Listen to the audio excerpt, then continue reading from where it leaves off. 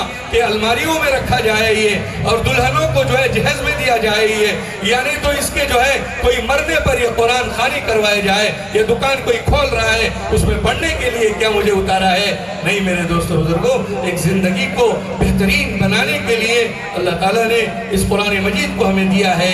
میرے دوستو یہ امت اگر اس کو جو ہے اس نعمت کو اللہ کا شکر ادا کرے گی، اے اللہ یہ نعمت بہت بڑی نعمت ہے جو آپ نے نبی پیغمبر محمد صلی اللہ علیہ وسلم پر یہ قرآن نازل فرما کر آپ نے احسان کیا ہے۔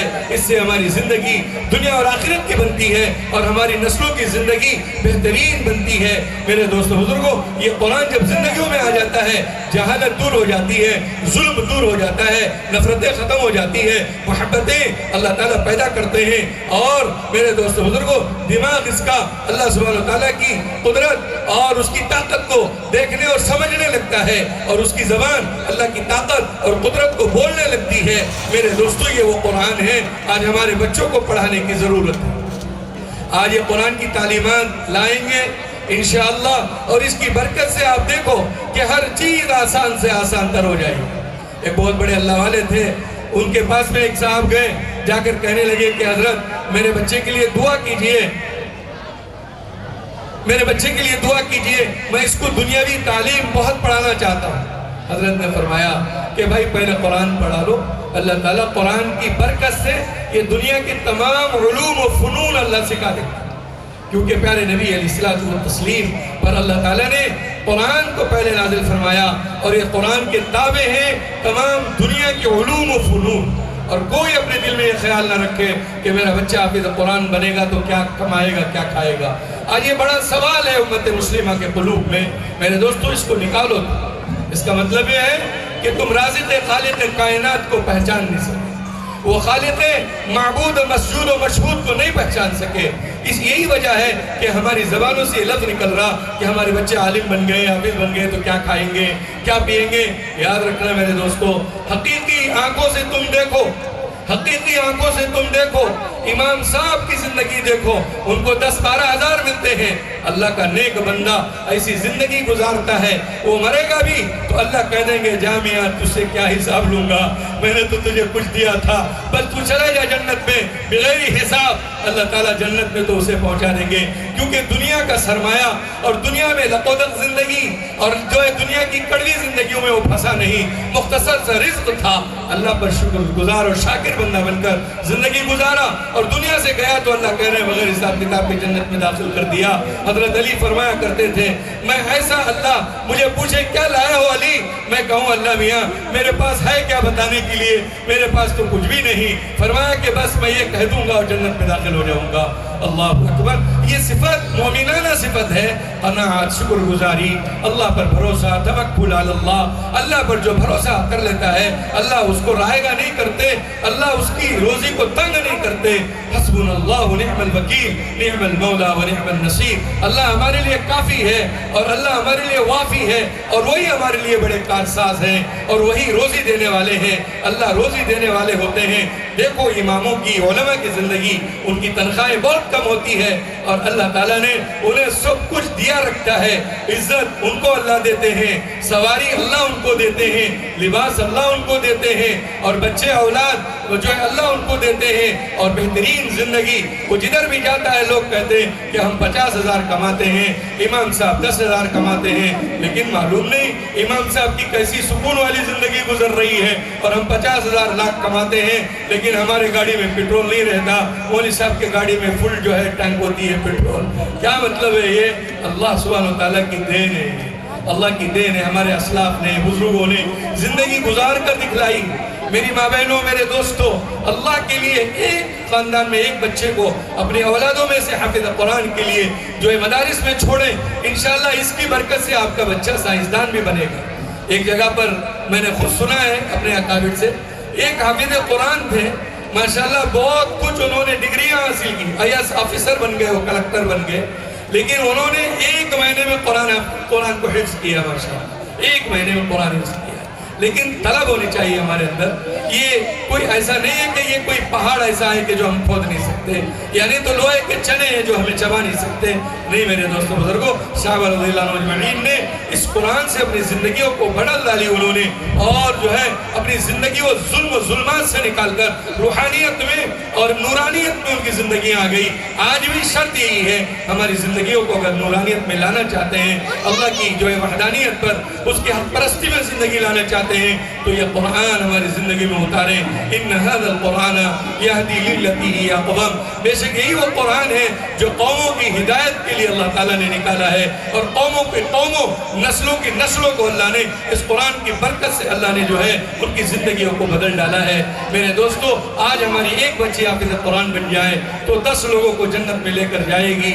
اللہ اکبر. اس کے خاندان میں حلال اور حرام کی تمیز آئے گی. آج اللہ کا احسان ہے, ہمارا مدرسہ فیض ابرار, اللہ تعالیٰ ہمارے حافظ محمد مصطفیٰ بھائی عرف بابو بھائی کو اللہ جزائے خیر دے, اور کمیٹی والوں کو جزائے خیر دے. اللہ تعالیٰ نے ایک ادارہ یہاں پر آنے جانے کا, یہ کوئی ہاسٹل کا نہیں ہے, اور جو ہے مستقل جو ہے لمبا چوڑا نہیں, بہت محنت کے ساتھ کم دنوں کے اندر ماشاءاللہ کم خرچے میں بیچارے نے محنت کر کر لوگوں کو بتایا انہوں نے کہ محنت ایسی ہوتی ہے. اللہ تعالیٰ ان کی عمروں میں برکت دے, ان کے بیوی بچوں کی عمروں میں, بھائی بہنوں کی عمروں میں برکت دے, گاؤں والوں کی عمروں میں اللہ برکت دے. 35 طلبہ ماشاءاللہ حافظ قرآن بن گئے ہیں. میرے دوستو, 35 طلبہ کا حافظ قرآن بننا اللہ سبحانہ وتعالیٰ کی شان ہے, اور ہمارے بن کنڈا کی زمین کو اللہ تعالیٰ زمین والوں کو کچھ دینا چاہتے ہیں. اللہ اکبر. اللہ دیں گے ضرور انشاءاللہ, رائے گا نہیں کرتے حافظ قرآن کو.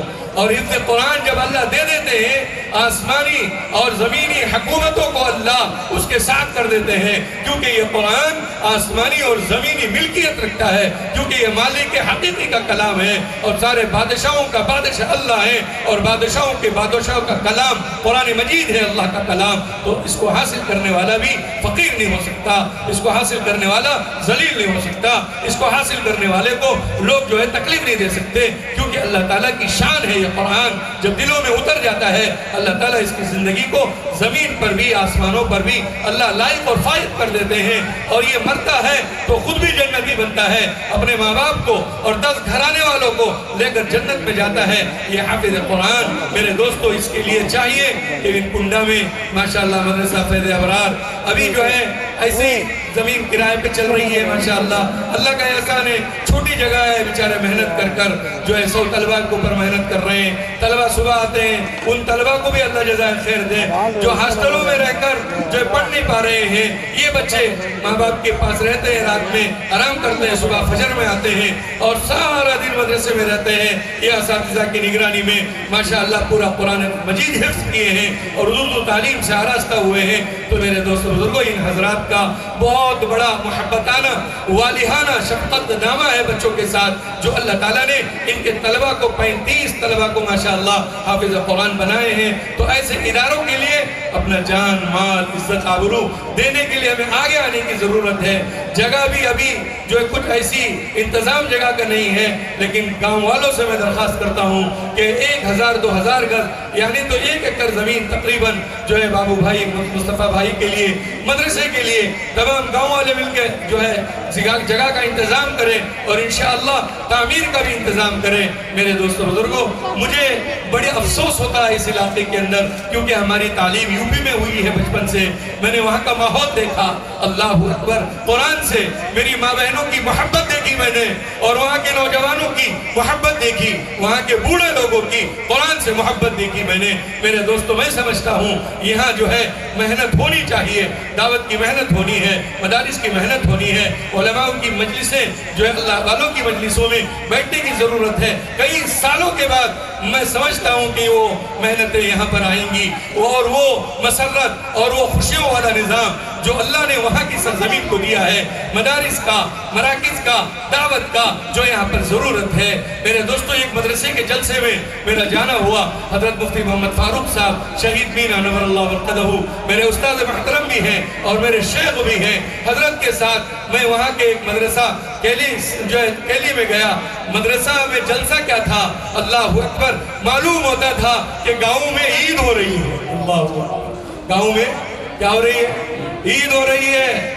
جیسے عید الفطر کے اندر معلوم ہوتا ہے گاؤں میں آج عید ہے، مسجد سے لوگ آ رہے ہیں، نماز پڑھنے جا رہے ہیں، نماز سے آ رہے ہیں اور بچے کھیل رہے ہیں اور ماشاءاللہ گھروں میں خوشیاں ہو رہی ہیں۔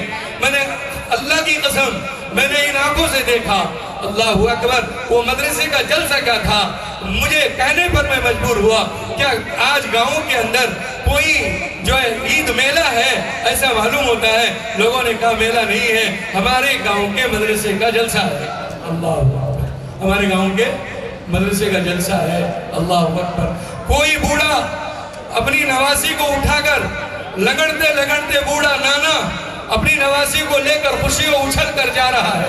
اللہ اکبر، کوئی دادا اپنے پوتے کو اٹھا کر جو ہے گلیوں میں چل رہا ہے اور کہہ رہا کہ میرا پوتا حافظ قرآن بن گیا ہے۔ کوئی باپ اپنی بیٹی کو لے کر دوڑ رہا ہے اور کہہ رہا ہے کہ آج ہماری بیٹی حافظ قرآن بن گئی ہے۔ وہ مدرسے کے اندر جلسہ ہوا، بیان ہوا۔ اللہ اکبر، میرے کنڈا والے، میرے نوجوانوں، میرے بھائیوں، میری ماں بہنوں، اللہ ہمیں بھی وہ توفیق عطا فرمائے۔ میں نے اسٹیج پر دیکھا حضرت نے اعلان کیا کہ کون کمرے بننے، 10 کمرے بننے ہیں مدرسے کے اندر۔ میرے پیارے دوستو، ایک نوجوان کھڑا ہوا، کہا کہ انشاءاللہ میں 2 کمرے مدرسے کے بناؤں گا۔ اللہ اکبر، یہ 5 روپے، 50 روپے، 500 روپے، 1000 روپے نہیں، کہنے لگا حضرت 2 کمرے میں بناؤں گا اور 3 مہینے میں میں کمرے مدرسے کے بنا کر میں فارغ کر دوں گا۔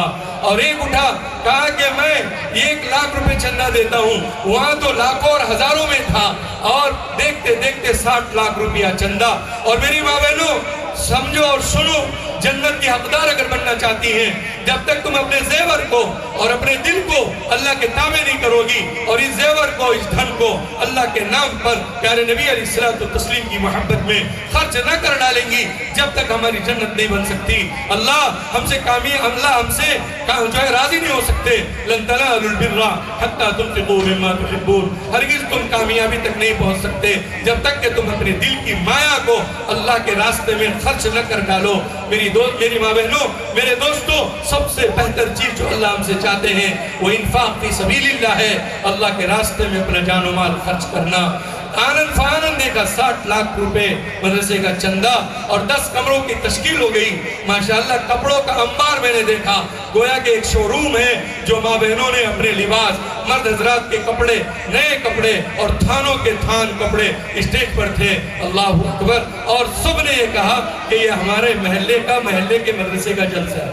لیکن میں یہاں پر آ گیا تھا 11:30 بجے، بلکہ 11:15 بجے میں آ گیا تھا، لیکن تقاضا تھا میں مسجد گیا، لیکن دیکھا یہاں تو باہر کے مہمان آئے ہوئے تھے۔ ماشاءاللہ ہمارے حضرت محترم، ہمارے مہمان خصوصی حضرت اقدس خادم ملت حضرت مولانا سراج صاحب دامت برکاتہم العالیہ، تو ہمارے لیے تو حضرت رات 12 بجے تشریف لا چکے تھے، لیکن ہمیں تو آنا چاہیے تھا صبح، لیکن 11 بجے دیکھتے ہیں کہ جو ہے کرسیاں، آئے ہوئے مہمان اطراف سے، درزی سے، بنکنڈا، ادھر سے ادھر سے آئے ہوئے، گاؤں والے کتنے ہیں اللہ ہی جانتے ہیں۔ لیکن دوستو یہ نہیں، جلسہ اپنا ہے، اپنے محلے کا مدرسہ ہے، اپنے گاؤں کا مدرسہ ہے، اللہ کے کلام کا جو ہے رسم ہے، اللہ سبحانہ وتعالیٰ کے محبوب کلام کے مہمان رسول، قرآن کریم ختم ہوتا ہے، تکمیلہ ہوتا ہے، اللہ کی رحمت کے فرشتے بنکنڈا کی زمین پر اترتے ہیں۔ اللہ اکبر، یہ گواہی پیش کر گئی کل قیامت کے دن کے، اے اللہ ہم نے دیکھا ہے یہ 35 طلبہ حافظ قرآن بنے ہیں، آپ کا کلام نے ان کے سینوں میں جگہ کرتی ہے اور آپ کا نور انہوں نے اپنے سینوں میں اے اللہ بھرا۔ وہ ماں بہنیں ٹھنڈی اور سلامت رکھے اللہ، جن کے بیٹے حافظ قرآن بن کر اس مجلس میں بیٹھے ہوئے ہیں، وہ ماں باپ کو اللہ تر و تازہ رکھے جنہوں نے اپنے بچوں کو اس دین قرآن مجید کی تعلیم دی، اللہ کے ہاں بڑے خوشگوار ہوں گے، اللہ کے ہاں بڑا انعام پائیں گے۔ پیارے نبی محمد رسول اللہ علیہ السلام نے بشارت دی ہے ان لوگوں کے لیے، جب قرآن مٹتا ہوا ہوگا لیکن میری امتوں میں سے، میری امت مسلمہ میں سے کچھ لوگ اٹھیں گے، یہ اللہ کے کلام کو ہمارے زندگیوں میں لانے کے لیے میں اپنے بچوں کو وقف کرتا ہوں اللہ کے لیے۔ میرے پیارے دوستو، ہمارے اساتذہ کا بھی بہت شکر ادا کرنا چاہیے اور ہمارے بابو بھائی محمد مصطفیٰ بھائی کا بھی ہمیں شکر ادا کرنا چاہیے۔ انہوں نے ماشاءاللہ ایسی ایک جماعت حفاظ جو پیارے نبی علیہ السلام نے جماعت الحفاظ کو دعا دیا علیہ السلام نے، ایک جنگ کے موقع پر جو ہے 70 قاری شہید ہو گئے. پیارے نبی علیہ السلام رونے لگے, اللہ کے سامنے ہاتھ اٹھائے, اے اللہ یہ آپ کے کلام کے قاری لوگ شہید ہو چکے ہیں, اے اللہ رحم فرما ان کی روحوں پر, اللہ ان کے شہادت کی بدولت پوری دنیا میں اللہ دین اور اسلام اور قرآن زندہ کر دے. پیارے نبی علیہ السلام نے ذریعہ اور صدقے کے طور پر پیارے نبی علیہ السلام نے اللہ عز و جل سے دعا مانگی تھی. میرے دوستو آج ہم دعا کریں انشاءاللہ یہ 35 حفاظ کرام کی جو ہے صدقہ فضل و فضلت سے برکت سے اللہ ہماری اور ہمارے آبا و اجداد کی اور ہمارے نسلوں کی اور امت مسلمہ کی اللہ مغفرت فرمائے اور ہدایت اور مغفرت سے اللہ قیامت تک آنے والے انسانوں کو اللہ مغفرت اور ہدایت سے مالا مال فرمائے. جو دعوت کی چلتی محنت ہے اور مدارس کی جو چلتی محنت ہے میرے دوستو یہ سب ہمارے ہیں, اس محنت کے اندر ہمیں جڑنا ہے.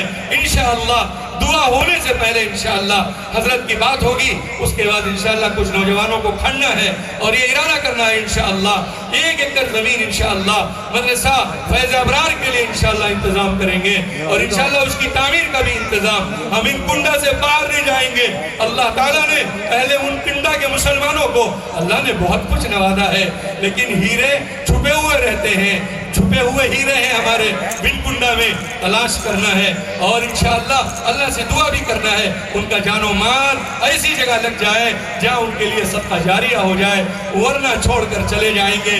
بیٹے عیاشی میں, ڈاکوں اور جوؤں میں, شراب اور ظلم میں ہماری اولادیں یہ ہمارا جان و مال خرچ کر دے گی اور کبھی بھی فاتحہ پڑھنے کے لیے ہماری قبروں میں نہیں آ سکتی یہ لوگ. ہاں یہ حفاظ اور علماء ہے, رات کے اندھیروں میں اٹھ کر دعا کرتے ہیں اللہم اغفر لنا ولجمیع المؤمنین والمؤمنات والمسلمین والمسلمات. یہی وہ دعا کرتے ہیں, ان سے ہماری کوئی غرض نہیں ہے, ان کا گھر کا کام کوئی ہمارے خزانوں سے وابستہ نہیں ہے, لیکن اللہ سبحانہ وتعالیٰ کے خزانے سے ان کی جو ہے چیزوں کی ضرورتیں اللہ پوری کرتے ہیں, اس کے خزانے میں فریاد کرتے ہیں. اللہ ہمارے مومنین مومنات کو, مسلمان عورتوں اور مردوں کو اے اللہ انسانیت کو ہدایت دے, تمام بیماروں کو صحت دے, مقروضین کی قرض ادائی کی شکلیں اللہ غیب سے مہیا فرما, جو بغیر کسی کہے کے جو مانتے ہیں یہ علماء ہے دنیا میں جو اللہ کے خزانے سے لیتے ہیں اور زمین والوں پر جو ہے خرچ کرتے ہیں. اللہ نے ان کو یہ دولت دی ہے علم کی, یہ علم کی دولت ختم نہیں ہوتی,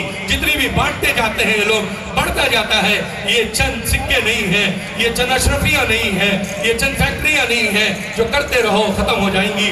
آج زمانوں میں ہزاروں نہیں کروڑوں فیکٹریاں ختم ہو چکی ہیں, ہزاروں محل ختم ہو چکے ہیں, لیکن اللہ اکبر, اللہ کا علم, اللہ کی زمین, ان ارض اللہ واسعہ, الرحمن علم القرآن. اللہ اکبر, اس رحمان کے قربان جائیں ہم جس رحمان نے اپنا صدقہ عزت و اجلال کا وہ قرآن جو اپنے کلام کی رحمت و برکت اللہ نے ہمارے مردوں سینوں میں ڈال کر اللہ نے ہمارے سینوں کو نورانی کر دیا.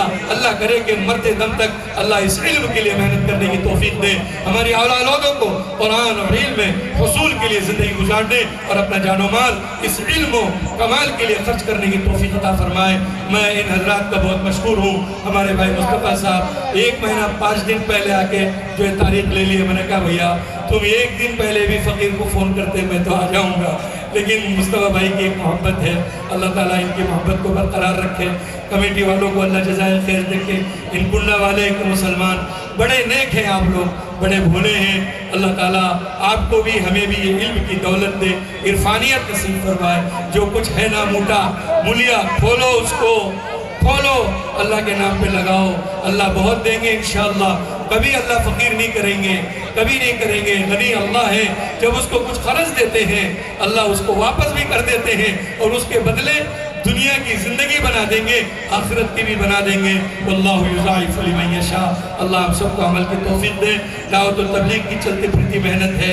اللہ نے ہمیں وہ دولت دعوت کی دی ہے. ہمارے اس علاقوں میں مدارس علماء نہیں تھے, اللہ تعالیٰ نے اس دعوت کی برکت سے اللہ تعالیٰ نے ہمارے علاقوں میں مدارس کا نور اللہ نے سلگایا. علماء جیسے چراغ شمع فیضان رسالت کو اللہ نے کھڑا فرمایا ہے.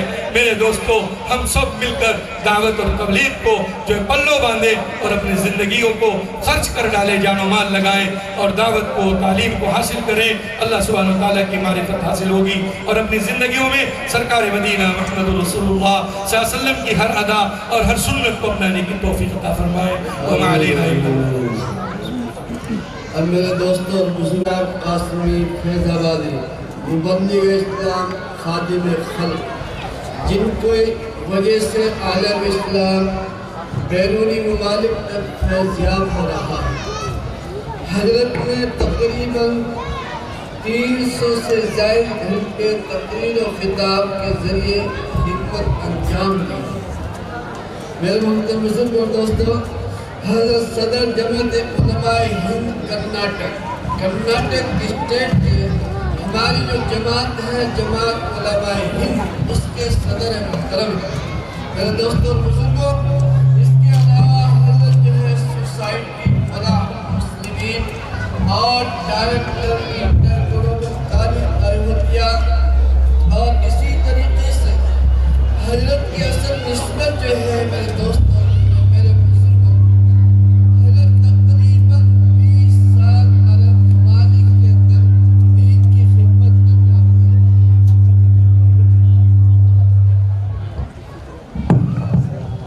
حضرت تقریباً 20 سال عرب ممالک کے اندر خدمت انجام دیے ہیں، اور جیسے کہ بھی حضرت مفتی عبدالباسط صاحب نے فرمایا، یہ علم میرے دوستو ایک ایسا علم ہے کہ 18ویں صدی عیسوی کے اخیر تک پوری دنیا کی زبانیں مل کر جو حروف رکھتی تھی، وہ پوری مل کر عربی زبان کے علم سے مقابلہ نہیں کر سکتی۔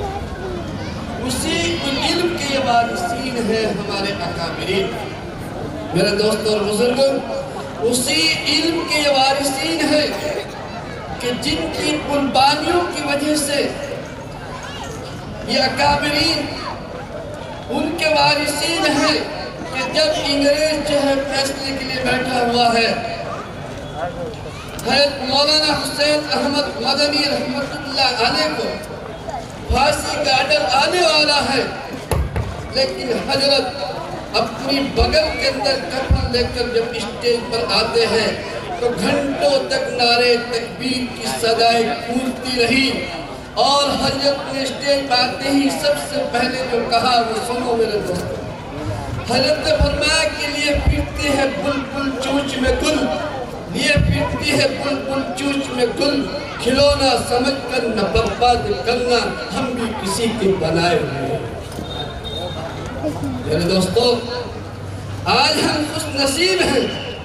وقت کا تقاضا تو یہ ہے کہ میں اپنی چھوٹی زبان سے کچھ عرض نہ کروں، لیکن بیان تو بہرحال ہو ہی جاتے ہیں۔ اب ہمیں احساس یہ ہونا ہے کہ ہم اس وقت جہاں جمع ہوئے ہیں کس مقصد سے ہوئے ہیں، کہیں کچھ جمع ہوئے ہیں، کیا چیز ہم کما چکے ہیں۔ میرے دوستوں، 750 پر 2 سے لے کر مامون اور اس کا پوتر ہارون رشید، اس کے بعد اس کا جانشین، یہ وہ زمانہ ہے اس علم کا۔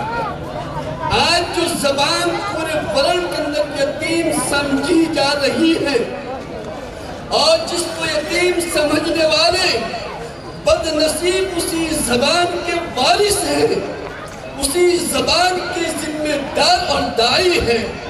یہی وہ زبان تھی کہ جس نے پوری ورلڈ کے اندر دنیا کو سب سے پہلے سائنس دیا، دنیا کو سب سے پہلے ڈاکٹر پیش کیا، دنیا کو سب سے پہلے انجینئر پیش کیا۔ تو میرے دوستوں بزرگوں، میرا کہنے کا مقصد یہ ہے، الحمدللہ پھر وہی دن لوٹ رہے ہیں۔ آج ہمارے علماء کے اندر اللہ نے ایسے علماء کو تیار کیا ہے، ان کی بڑوں کی قربانیاں، یا ان کے دل کی کڑھن اور چبھن، ان کے دل کا تڑپنا، جس کی لاج رکھ کر آج ہندوستان کو جس چیز کی ضرورت ہے۔ دوستوں، میں آپ کو ایک بات اور بتانا چاہتا ہوں۔ آج ہم اتنی قسمہ پرشی کی حالت کے اندر ہے۔ سپوز ایک واقعہ سناتا ہوں، سمجھو۔ ہمارے گنٹور کے اندر مینار ہے، اس مینار کا ایک نام ہے، اس مینار کے نام کو ہمارے آدمی کیا کہہ رہے ہیں، میں خاص طریقے سے اپنے علماء کو اشارہ کرنا چاہتا ہوں۔ اور لکھے پڑھے اور ذہین لوگوں کو کچھ بتانا چاہتا ہوں۔ سوال یہ ہے کہ وہ نام نہیں دوسرا نام رکھو۔ ہم اس سے دشمنی نہیں رکھتے، ہم اس کو پسند نہیں کرتے۔ سوال یہ نہیں ہے تم مینار بناؤ، ایک نہیں دو بناؤ، لیکن اس نام کو بدل دو۔ میرے دوستو آپ سمجھ رہے ہیں، العاقل تکفیر الاشارہ، میں اتنا ہی عرض کر سکتا ہوں۔ بہرحال اس وقت جو ہمارے سامنے شخصیت ہے، معروف و مشہور شعلہ بیان، سیری بیان، اپنے بیانات سے، اپنے علم و ہنر سے، اپنے تقوی تقدس سے اور اپنی صلاحیتوں سے جو آج ان مسلمانوں کو فیضیاب کر رہی ہے، میں ان سے درخواست کرتا ہوں کہ حضرت اپنے مفید کلام سے ہم سب کو مستفیض فرمائیں۔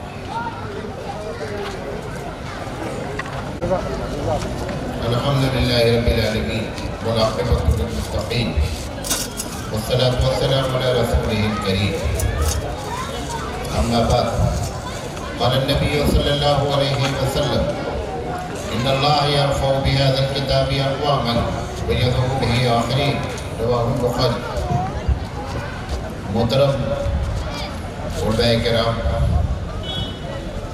وینوکنڈا شہر کے معزز سامعین اور سامعات،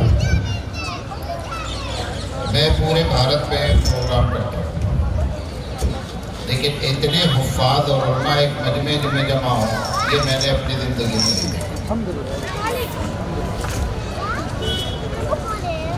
اور میں بہت متاثر ہوں، اور اس سے مجھے اندازہ ہوا کہ حافظ مصطفیٰ صاحب اللہ تعالیٰ ان کو ہدایت خیر دے کہ ان کو لوگ دل سے مانتے ہیں، ورنہ اتنا بڑا مجمع میں اگر ہاتھ اٹھوا دوں ابھی تو عوام سے زیادہ اس میں حفاظ علماء موجود ہیں، یہ بڑی بات ہے۔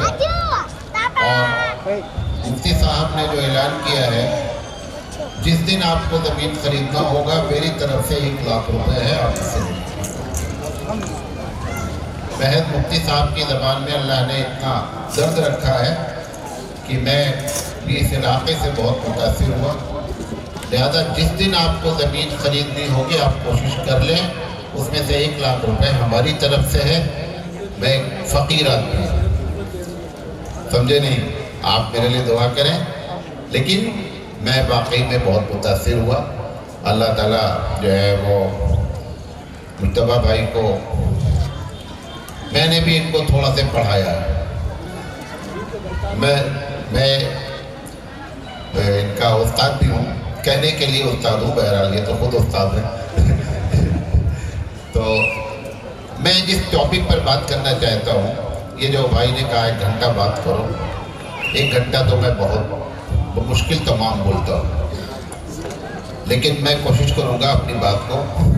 میں نے پہلے سے طے کر لیا تھا کہ یہ محفل قرآن کی ہے، تو اس میں زیادہ تر جو گفتگو ہوگی نا وہ قرآن کی فضیلت پر ہوگی۔ تیلگو میں بھی بات ہوئی اور ان کے بیچ میں آیتوں سے مجھے آئیڈیا لگ رہا تھا، پھر میں نے مفتی صاحب سے پوچھا بھی کہ کس عنوان پر جو ہے وہ موصوف تقریر کر رہے تھے، تو اس لیے میں اس سے ہٹ کر کے جو بات آپ سے کرنا چاہتا ہوں، عموماً اس موضوع پر باتیں کم ہوتی ہیں، وہ یہ ہے کہ قرآن کریم کی ضرورت کیوں اور اس کی اہمیت اتنی زیادہ کیوں، اس پر ہم بات کریں گے۔ ہم اللہ تعالیٰ سے دعا کرتے ہیں کہ اللہ تعالیٰ ہمیں صحیح بات کہنے کی اور آپ تمام کو صحیح بات سمجھنے کی توفیق عطا فرمائے۔ دیکھیں، سب سے پہلی بات یہ ہے، ضرورت کی جو بات ہے، اس پوری کائنات کا جو خالق ہے وہ اللہ ہے۔ جو کریٹر ہوتا ہے، جو خالق ہوتا ہے، سب سے زیادہ وہ جانتا ہے کہ ہماری مخلوق کی کیا پرابلم ہے، ہماری مخلوق کی کیا کمزوریاں ہیں، اس کی کیا ایڈوانٹیج ہے، ساری باتیں سب سے زیادہ وہ جانتا ہے جو خالق ہے۔ یہ موبائل رکھا ہوا ہے، اس موبائل کو ڈیزائن کرنے والا ایک انجینئر ہے، لیکن جس انجینئر نے اس کو ڈیزائن کیا ہے اس کے ساتھ یہ ایک بکلیٹ بھی دیتا ہے، چھوٹی سی بک ہوتی ہے کہ ہاؤ ٹو یوز، کہ آپ اس موبائل کو استعمال کیسے کریں گے۔ اگر آپ اس بک کے تحت استعمال نہیں کریں گے تو یا تو موبائل خراب کر دیں گے اور یا موبائل کا اصل جو فائدہ ہے وہ آپ حاصل نہیں کر پائیں گے۔ ہم موبائل سے زیادہ ٹپیکل مشین ہے۔ ہماری آنکھ، ہمارا کان، ہمارا دل، ہمارا دماغ، یہ سب ایک مشین کی طریقے سے ہے۔ یہ مشین بیٹری پر اور چارج پر ڈیپینڈ ہے کیونکہ اس کا کریٹر انسان ہے۔ ہمارے رب نے جو مشین چلا رکھی، مثال کے طور پر کسی چیز کا اپنی جگہ پر ہلنا، اگر دنیا والوں سے آپ بولیں بھائی کوئی چیز ہلتی ہے تو یا تو وہ پیٹرول لے رہی ہوگی، یا تو وہ بیٹری کھا رہی ہوگی، یا سولار سسٹم سے ہل رہی ہوگی۔ پروردگار عالم دل کو 24 گھنٹے ہلاتا ہے اور کوئی بھی اس قسم کی چیزیں اس کے اندر موجود نہیں ہے۔ یہ دنیا کے تخلیق کرنے والوں میں اور رب کی تخلیق میں یہ ایک بنیادی فرق ہوتا ہے۔ تو یہ جو ضرورت ہوئی وہ اس لیے کہ ہم اپنے آپ کو کیسے استعمال کریں۔ جس طریقے سے انجینئر نے بکلیٹ دیا، پروردگار عالم نے بڑا احسان کیا کہ اس نے ہم کو اپنا کلام عنایت فرمایا تاکہ ہم کو جان سکیں کہ ہم اس کو استعمال کیسے کریں۔ یہی وجہ ہے کہ قرآن کریم کہتا ہے کہ ان السمع والبصر والفؤاد کل اولئک کان عنہ مسئولا، کہ قیامت میں ہم اس بارے میں پوچھیں گے کہ تم نے آنکھ کا پریوگ کیسے کیا، تم نے اپنے دل کو کیسے استعمال کیا، تم نے اپنے کانوں کو کہاں استعمال کیا۔ کیوں؟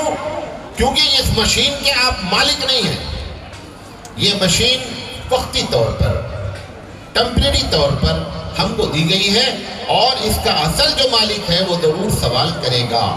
لہذا اس نے اس کتاب کو دے کر کے اپنے کلام کے ذریعے ہم پر بڑا احسان کیا کہ ہم کو معلوم ہونا چاہیے کہ ہم اس کو کیسے استعمال کریں۔ اس لیے قرآن کی اہمیت زیادہ ہے، اس کے لیے اس کی ضرورت ہے۔ مفتی صاحب نے ایک بات کہی، میں اس کو تھوڑا سے اور جوڑتا ہوں۔ یہ جو جسم ہے، اس جسم کی تخلیق مٹی سے ہوئی ہے۔ جو جہاں سے پیدا ہوتا ہے اس کو انرجی وہیں سے ملتی ہے۔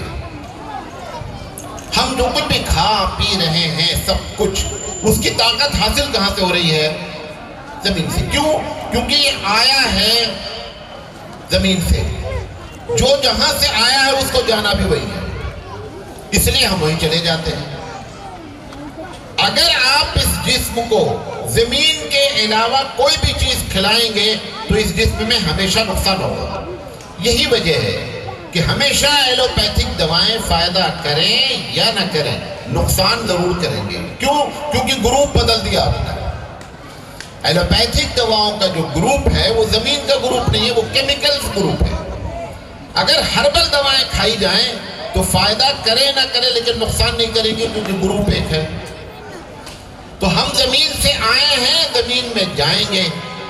تو اہم سوال ہے کہ جس نے زمین کو پیدا کر کے غذا عنایت فرمائی، اس نے اپنے اوپر یہ لازم کیا کہ اس کے اندر جو روح ہے اس کی غذا ہم دیں گے۔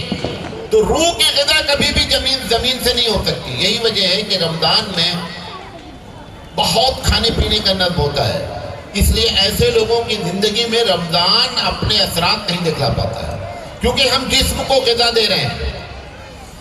روح آئی کہاں سے ہے؟ اللہ کہتا ہے وَنَفَخْتُ فِيهِ مِن رُوحِي، روح آئی ہے اللہ کی جانب سے، لہذا روح کی غذا بھی کہاں سے آئے گی؟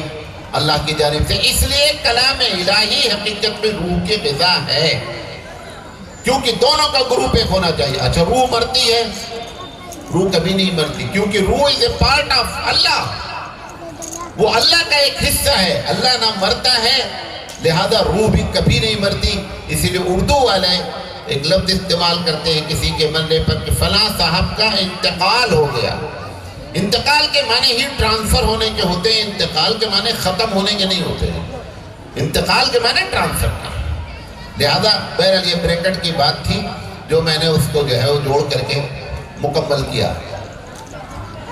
بات جو ہم کہنا چاہتے ہیں کہ اس کی اہمیت کیوں ہے، میری باتیں آپ ایک ایک غور سے سنیں، اور میں جان بوجھ کر کے بہت ہی آسان زبان میں، یو پی کا میں رہنے والا ہوں، لیکن میری زبان میں ایک دم آپ کو محسوس نہیں ہوگا کہ یہ بہت ہائی فائی اردو بول رہا ہے، ایک دم میں بہت سمجھانے والی زبان میں آپ سے بات کرنا چاہتا ہوں، تاکہ آپ کہیں اٹھیں بیٹھیں تو آپ اسی طریقے سے لوگوں کو سمجھا سکیں۔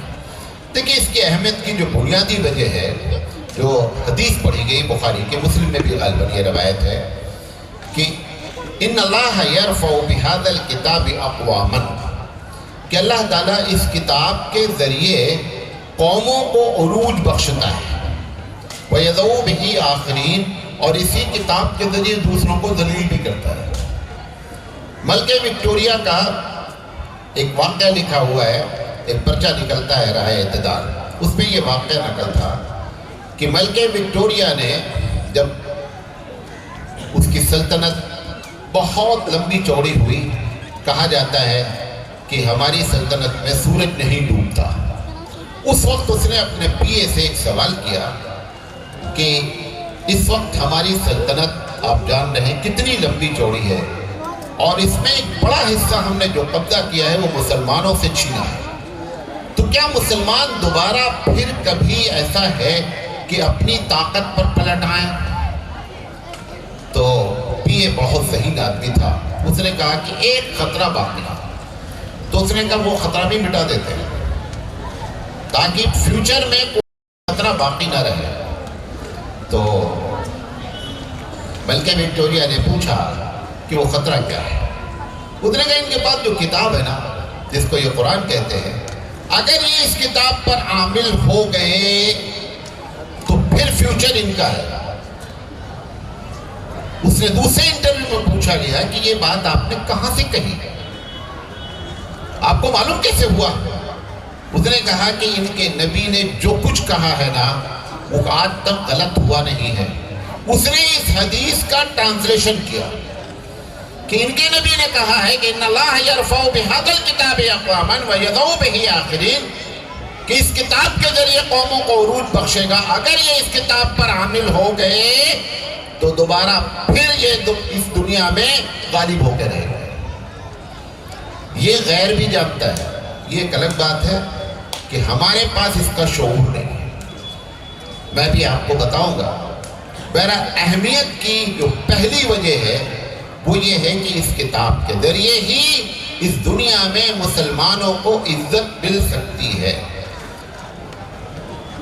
قرآن مجید میں سورہ بقرہ میں ایک آیت ہے، گرچہ خطاب بنی اسرائیل سے کیا گیا ہے، لیکن جب بنی اسرائیل سے خطاب کیا جاتا ہے تاریخی طور پر، تو ہمارے مفسرین کہتے ہیں کہ یہ خطاب گرچہ ان سے ہے لیکن نصیحت ہمارے لیے ہے۔ خطاب کیا کیا گیا ہے کہ افتؤمنون ببعض الکتاب وتکفرون ببعض فما جزاء من يفعل ذلك منكم الا خزي في الحیاة الدنیا ویوم القیامة یردون الى اشد العذاب۔ اللہ کہہ رہا ہے کہ میری بات باتوں پر ایمان لاتے ہو اور بات باتوں کو آپ چھوڑ دیتے ہو۔ جس قوم میں اپنی کتاب کے ساتھ یہ مذاق کیا، اس قوم کو ہمیشہ اس دنیا میں ذلت ملی ہے۔ یہ اتہاس ہے اس دنیا کا۔ آج ہمارے ساتھ جو آپ دیکھ رہے ہیں، یہ جو بے عزتی ہو رہی ہے ہماری، ہر آدمی پریشان ہے مسلمان عزت پانے کے لیے۔ اس کو یہ سمجھ میں نہیں آ رہا ہے کہ عزت آئے گی کہاں سے۔ عزت آتی ہی اس کتاب پر عمل کرنے سے۔ آپ اور ہم کیا کر رہے ہیں؟ افتؤمنون ببعض الکتاب وتکفرون ببعض۔ جمعہ کی نماز پڑھنے آتے ہیں، میں نے آج جس مسجد میں نماز پڑھی، میں نے ان سے پوچھا کہ اس میں کتنے لوگ رہتے ہیں جمعہ میں؟ انہوں نے کہا 3 صف رہتی ہے۔ آج اللہ معلوم کچھ لوگ باہر سے آئے تھے، وہاں لگ رہا تھا وہ محلے کے نہیں تھے، ایک صف پہ تھوڑا سے کم تھا۔ سوال یہ ہے کہ جو جمعہ میں آ رہے ہو تم نماز پڑھنے، جس اللہ نے جمعہ کے لیے بلایا ہے، آپ ایمان لائے کہ جمعہ کی نماز فرض ہے، آپ مسجد پہ آ گئے، اسی اللہ نے فجر کی نماز نہیں فرض کیا ہے۔ فرض تو دونوں ہے۔ یہی بنی اسرائیل نے کیا۔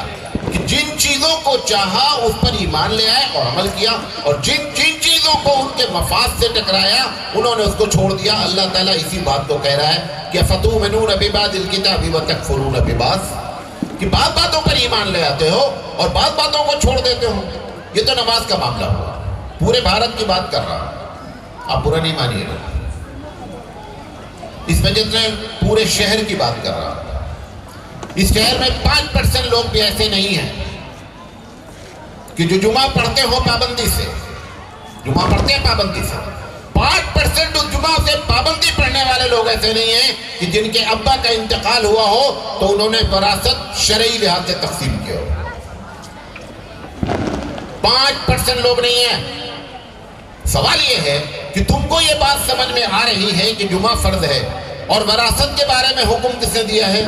وہ بھی اللہ نے دیا ہے۔ اگر اس نے کہا ہے کہ فَإِذَا نُودِيَ لِلصَّلَاةِ مِن يَوْمِ الْجُمْعَةِ فَاسْعَوْا إِلَىٰ ذِكْرِ اللَّهِ، کہ اگر جمعہ کے لیے بلایا جائے تو تم آ جاؤ، آ جاتے ہو۔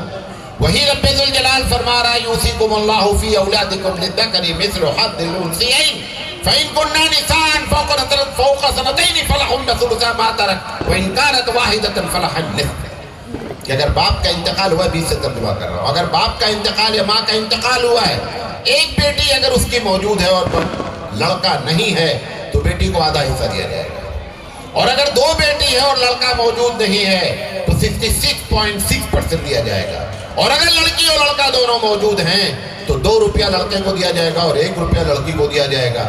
آپ اور ہم اس 1 روپیہ لڑکی کو دے رہے ہیں۔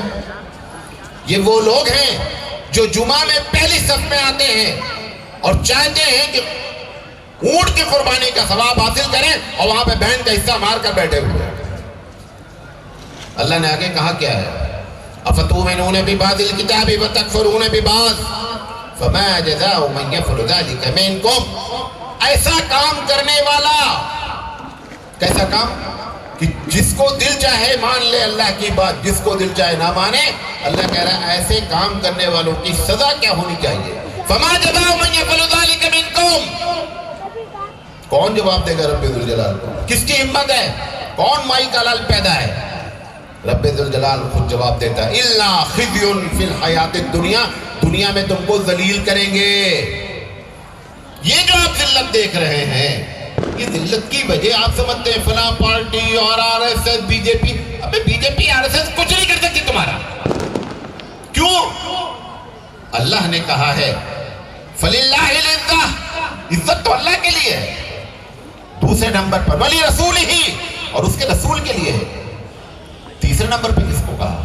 وَلِلْمُؤْمِنِينَ، عزت مومن کے لیے۔ جس کو رب عزت دینا چاہے کوئی مائی کا لال دلیل کر سکتا ہے؟ کوئی بھی وجہ نہیں ہے، نکال دے اپنے ذہنوں سے، کوئی وجہ نہیں ہے آپ کو دلیل کرنے، کوئی کر بھی نہیں سکتا ہے، کوئی پیدا ہی نہیں ہوا ہے دھرتی پر۔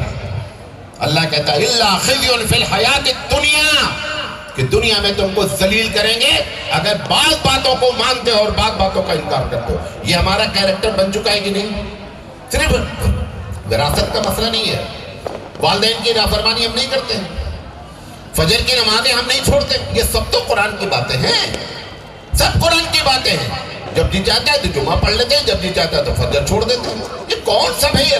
کون سا مومن ہے یہ؟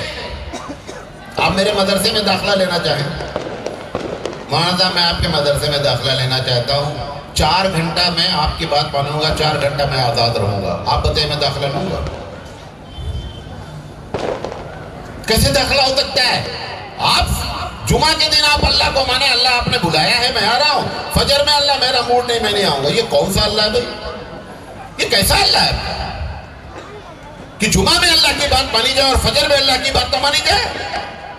جب میں ایسی باتیں کرتا ہوں تو ہماری بہنیں بہت خوش ہوتی ہیں کہ مولانا صاحب نے بہت اچھے ٹاپک پر بات کیا، کیا؟ وراثت پر۔ لیکن میں بہنوں سے ایک بات کہنا چاہتا ہوں، ساری بہنوں کو شکایت ہے کہ بھیا نے ہمارا حصہ نہیں دیا، صحیح بات ہے، لیکن کبھی آپ نے اپنے شوہر سے یہ کہا ہے کہ آپ اپنی بہن کو حصہ دے دیں؟ یہ بات بھی تو آنی چاہیے۔ آپ کا شوہر یعنی آپ کی ننند کو حصہ نہ دینے والا کون ہے؟ آپ کا شوہر ہے۔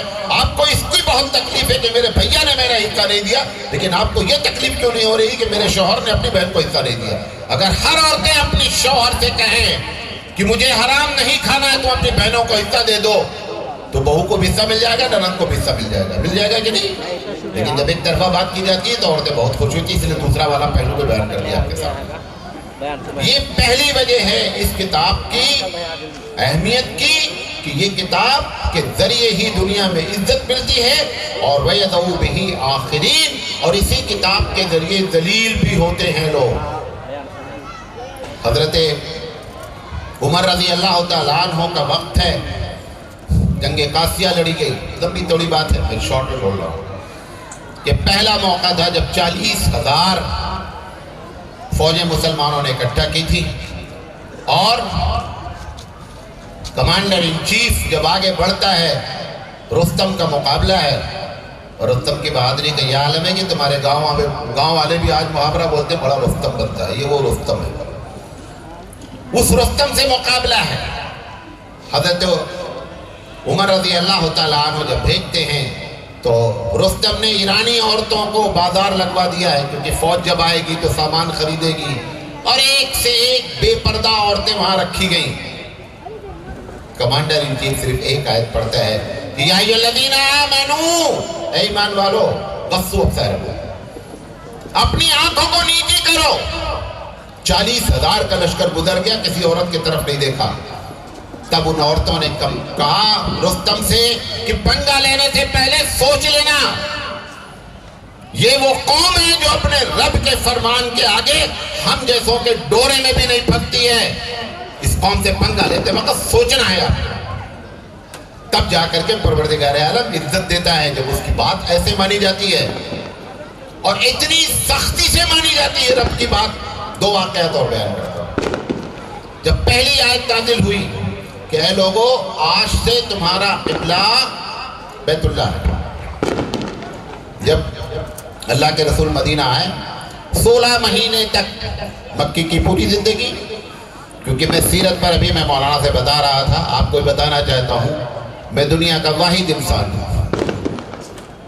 जो आपके सामने खड़ा हूँ जिसे सीरत पर 300 घंटे बात की, 1-2 घंटे नहीं, 300 मैंने बात की है, और उसके बाद भी महसूस होता है कि अभी 300 घंटे और बोला जा सकता है। इसलिए मैं जब सीरत पर उतरता हूं तो बहुत लंबी बातें चलती हैं, लेकिन मैं उन बातों को मुख्तसर, जब पहली आयत नाज़िल हुई क़िबला की, एक साहबी जा करके मस्जिद कुबा की मस्जिद में, आज भी वो ज़ुल क़िबलतैन मस्जिद कहलाती है, वहां पे जा करके कहते हैं इमाम साहब नमाज पढ़ा रहे हैं कि भैया क़िबला बदल गया है। नमाज की हालत में उन्होंने सुन लिया, अल्लाह का फरमान है क़िबला बदल गया है। हालांकि मुफ्ती से फतवा लिया जाता तो कहते ठीक है, अब आप नमाज पढ़ रहे हैं, ये पढ़ लेना, अगली नमाज अब बैतुल्लाह की तरफ पढ़ना। इमाम उसी हालत में समझता है कि रब्बे जुल जलाल का फरमान आया है, नमाज की हालत में वॉकिंग हुई है, टहला गया है, चला गया है, जबकि चलना मना है, लेकिन रब का फरमान उस चलने से ऊपर है, और उसी हालत में क़िबला बदला गया।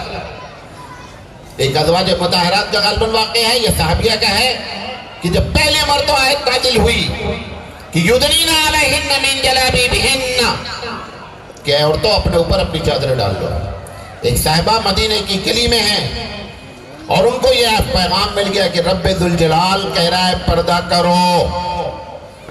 अपने घर भेजती हैं और खुद दीवार की आड़ में खड़ी हो जाती हैं, खड़ी होकर के भेजती हैं कि जाओ घर से चादर ले आओ, मेरे अल्लाह ने कहा है युदनीना अलैहिन्ना मिन जलाबिबिहिन्ना।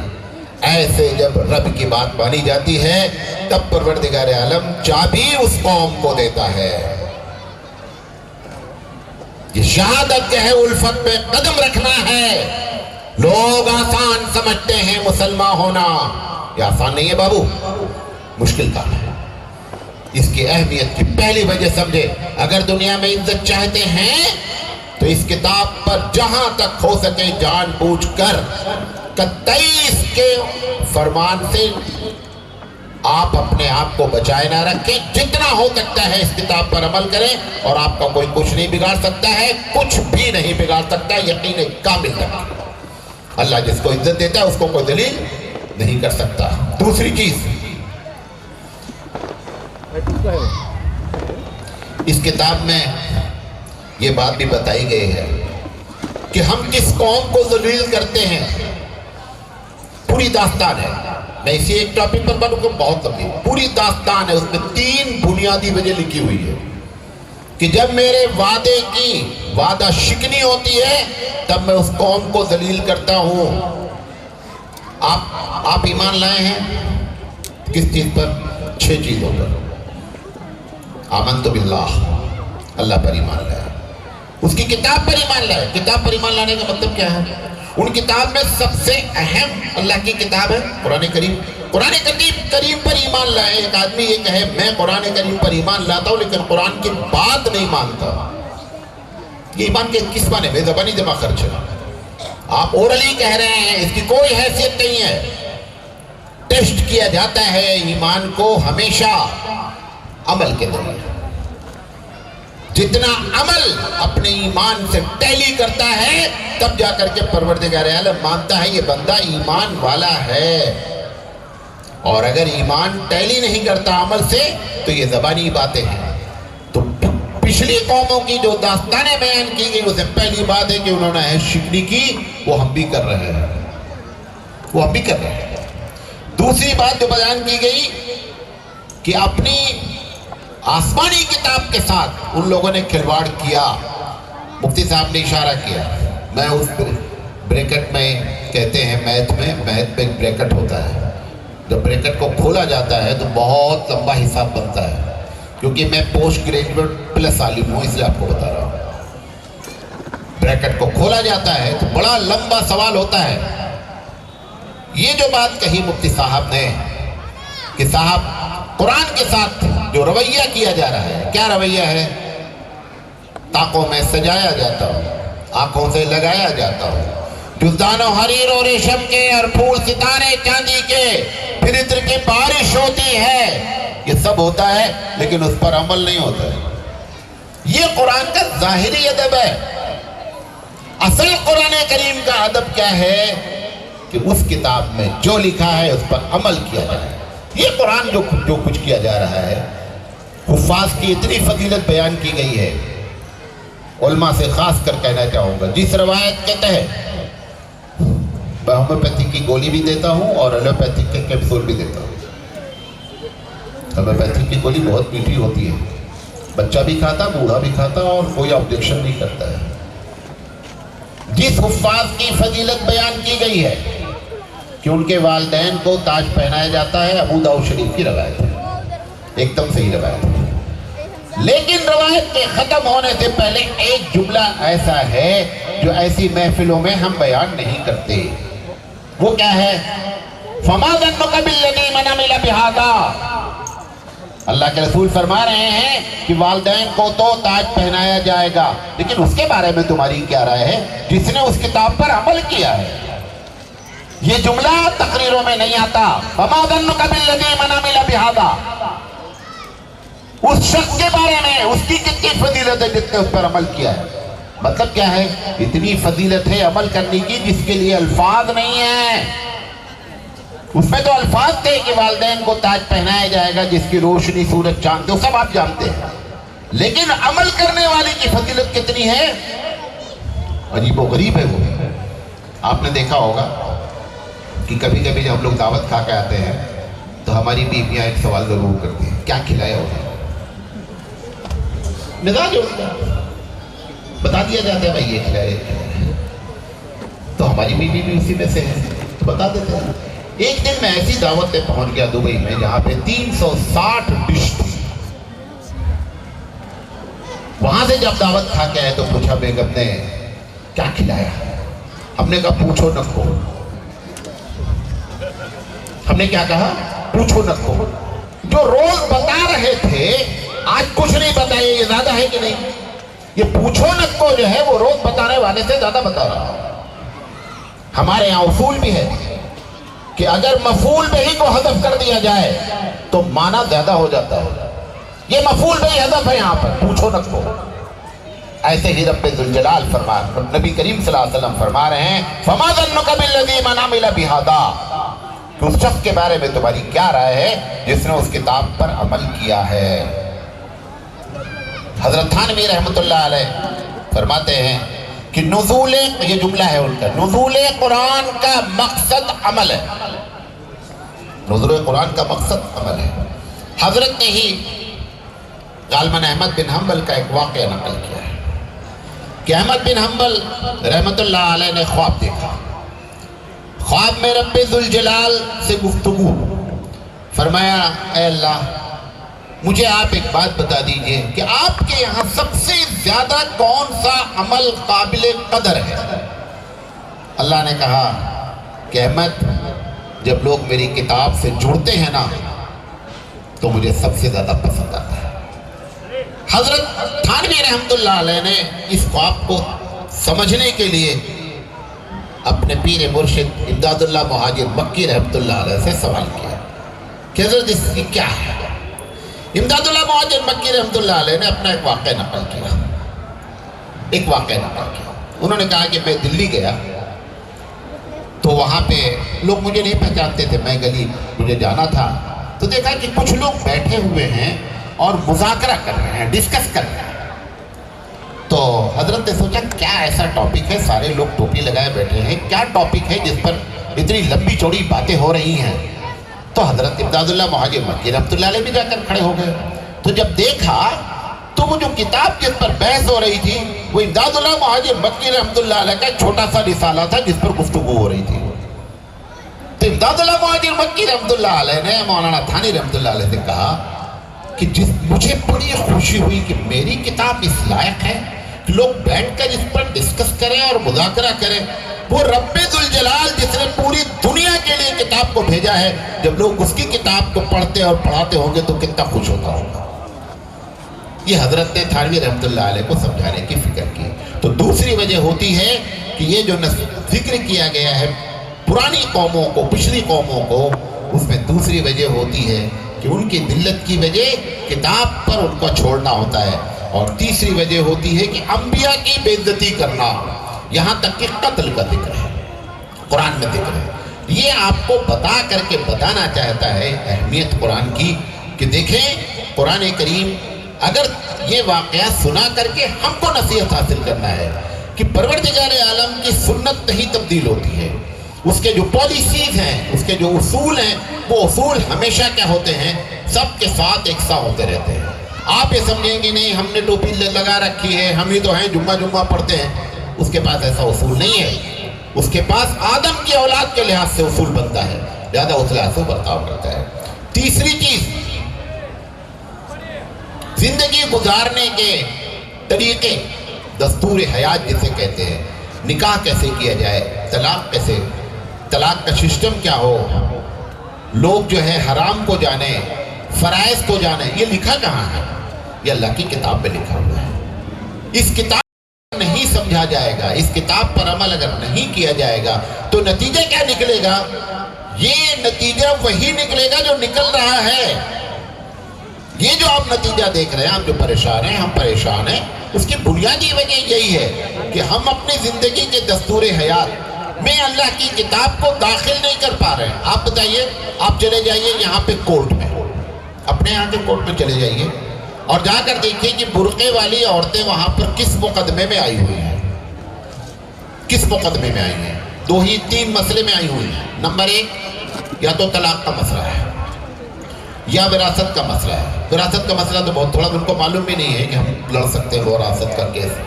حالانکہ اب قانون آ گیا ہے, اب آپ آٹومیٹک باپ کے مرنے کے بعد وراثت میں عورت کو حصہ مل جائے گا. بہت جلدی جو ہے پریسیڈنٹ کے ٹیبل سے پاس ہونے والا ہے.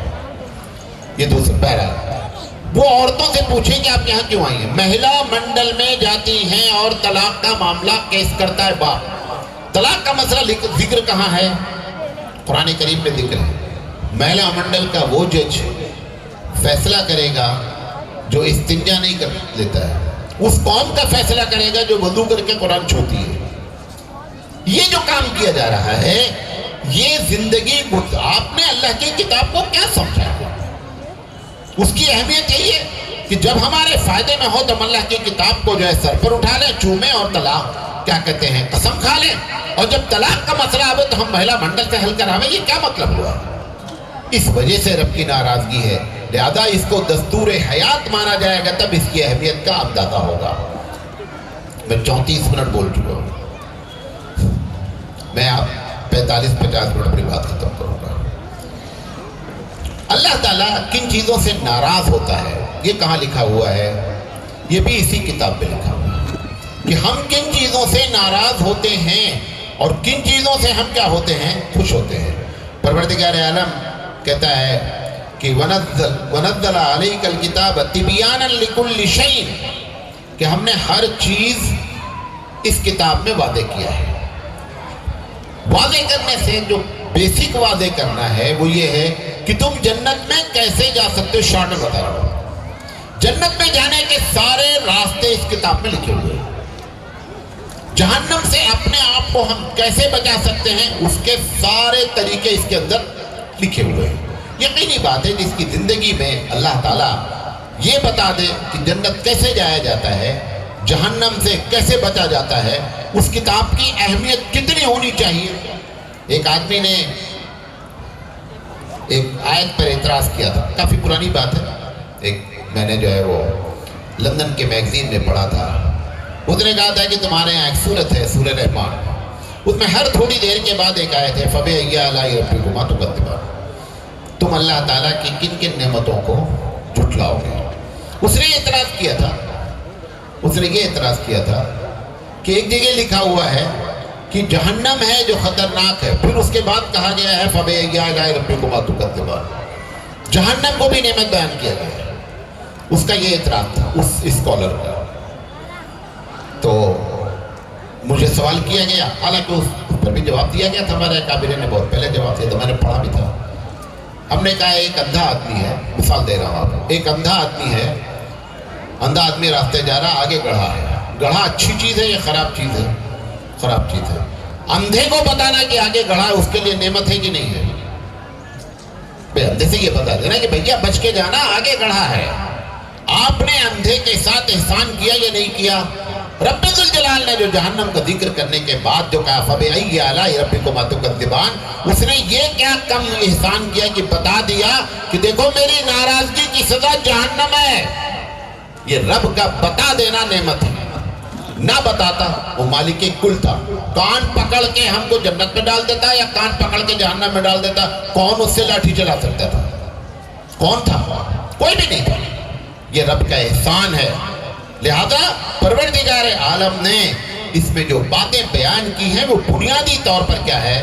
وہ بنیادی طور پر ہے کہ جنت میں جانے کے راستے بیان کر دیے جائیں اور جہنم سے بچنے کا طریقہ بیان کیا جائے۔ اس لیے اس کتاب کی اہمیت اپنی جگہ پر ہے۔ چھٹی بات، اس کو کہا گیا ہے ہدی للناس، لوگوں کے لیے کیا ہے؟ ہدایت ہے، ہدی للناس ہے۔ اللہ کے رسول صلی اللہ علیہ وسلم نے فرمایا، بیہقی شریف کی روایت ہے، منتخب حدیث میں بھی یہ حدیث ذکر ہے، اللہ کے رسول صلی اللہ علیہ وسلم نے فرمایا ہے کہ تعلموا القرآن وعلموہ الناس، کہ لوگوں قرآن کا علم سیکھو اور لوگوں کو سکھلاؤ۔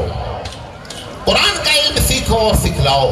قرآن ہی حقیقت میں انسان کو ہدایت کا سب سے بڑا ذریعہ بن سکتی ہے۔ یہ جو آپ دیکھتے ہیں دنیا میں بہت زیادہ فرقے بن جاتے ہیں، باطل تحریکیں اٹھ جاتی ہیں، ان سب کی وجہ کیا ہوتی ہے کہ قرآن کریم سے دوری کے سبب میں یہ بات پیدا ہو جاتی ہے۔ اگر قرآن سے آپ دیکھیں، آپ کے بھارت میں میں نے 20 سال عربوں کے ساتھ گزارا، یہاں پر بھی بہت مدرسے ہیں، بہت تقریریں ہوتی ہیں، بہت کچھ ہے، لیکن اس کے باوجود شرک اور بدعت بھی اپنی جگہ پر ہے، اپنی جگہ پر۔ سب مجھ سے زیادہ آپ جانتے ہیں، میں نہیں بولنا چاہتا، عربوں میں وہ چیز کیوں نہیں ہے؟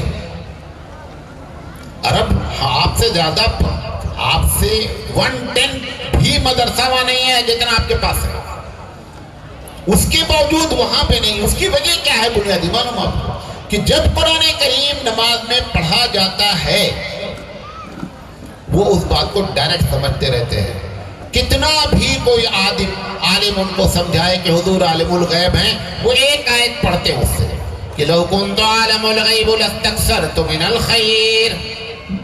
اگر کوئی عالم بحث کیا اس سے کہ نہیں حضور عالم الغیب ہیں، تو وہ یہ آیت پڑھتا ہے کہ لو کنت عالم الغیب لاستکثرت من الخیر، کہ اللہ کہہ رہا ہے محمد صلی اللہ علیہ وسلم کہہ دیجئے کہ اگر میں غیب کی باتیں جانتا تو میں اپنے لیے بھلائیاں ساری اکٹھا کر لیتا اور کوئی بھی پرابلم فیوچر میں نہیں آتی. وہ ایک آیت کہہ کر کے ان کے سارے اس پورے ٹاپک کو کنڈم کر دیتا ہے. اس لیے عربوں میں کیا ہے وہ کتاب کو سمجھ رہے ہیں, اس لیے ان کے اندر بہت سی برائیاں ہیں لیکن شرک قطعی نہیں ہوگی. کیوں نہیں شرک ہوگی؟ بہت سی برائیاں آج کل تو آپ جو برائیاں آ رہی ہیں سب دیکھ رہے ہیں. شرک ایسا ایک معاملہ ہے قرآن کریم میں, کبھی آپ غور کریں 33% آیتیں قرآن کریم کی اینٹی شرک ہے, شرک کے خلاف بات کرتا ہے. جب وہ لگاتار بندہ پڑھتا ہے مغرب میں, عشاء میں, فجر میں, اور عرب لوگوں کا مزاج ایسا نہیں ہے ہم لوگوں کی طرح کی ایک دم چھوٹی چھوٹی آیتیں. فجر میں جب پڑھتے ہیں تو 100 آیتیں پڑھتے ہیں, 120 آیتیں پڑھتے ہیں, لمبی لمبی نمازیں فجر میں پڑھی جاتی ہیں. مغرب میں ہم عالم طرح سے ہمیشہ نیچے رہتے ہیں, ایسا ان کے یہاں نہیں ہے, کوئی بھی پڑھتے ہیں, بہت سے پڑھتے ہیں. تو وہ آیتیں جو آتی ہیں نا, تو جب لگاتار شرک پر کلہاڑا مارتی ہیں تو ان کے مزاج میں شرک اور بدعت ایک دم کیا ہوتی ہے, ختم ہو جاتی ہے. ہم لوگ قرآن مجید یہ ہدایت ہمارے لیے نہیں بن پا رہی ہے کیونکہ ہم نے اس کو تبرک کی کتاب بنایا ہے. تبرک کی کتاب بنا لیا گیا, ٹھیک ہے, ان سے زیادہ ہم احترام کرتے ہیں قرآن کا, یہ بھی آپ کو بتا دیں. ابھی ہمارے یہاں اگر کوئی آدمی کرسی پہ بیٹھا ہو اور نیچے کوئی آدمی بیٹھ کر قرآن پڑھ رہا ہو تو مولانا صاحب کی خیریت دے گی, پبلک اس کی خیریت بنا دے گی. ان کے یہاں کوئی چیز ہی نہیں ہے, بیٹھا ہوا پیر پھیلائے بیٹھے ہوئے ہیں, قرآن پڑھ رہے ہیں. ہم ظاہری ادب میں اتنا ڈوب گئے کہ اس کا اصل جو مقصد تھا وہ کیا ہو گیا, ہم چھلکے پہ لٹکے ہوئے ہیں, مغز ہم سے ضائع ہو رہا ہے. لہذا قرآن کریم میں اللہ کہتا کیا ہے, جب یہ بات آئے گی تب نتیجہ نکلے گا کہ ہمارے لیے یہ ہدایت بنے گی. ایک چیز علماء سے خاص کر کہنا چاہوں گا, معلوم نہیں میں اپنی بات آپ کو سمجھا پاتا ہوں کہ نہیں. یہ بات اس کائنات میں جتنی چیزیں ہیں ہر ایک کے اندر ایک نیچرل صفت ہے. نیچرل صفت کا مطلب یہ ہوتا ہے جیسے پانی ہے, پانی کی صفت بہنا ہے. اگر آپ پانی ڈال دیں تو پانی سے کہنا نہیں پڑے گا بھیا بہو. کیوں؟ پانی کی خود کی صفت کیا ہے, بہنا ہے. ایسے بہت سی جڑی بوٹیاں ہیں جس میں اللہ نے اس جڑی بوٹی میں بعض مرضوں کے لیے شفا رکھا ہے.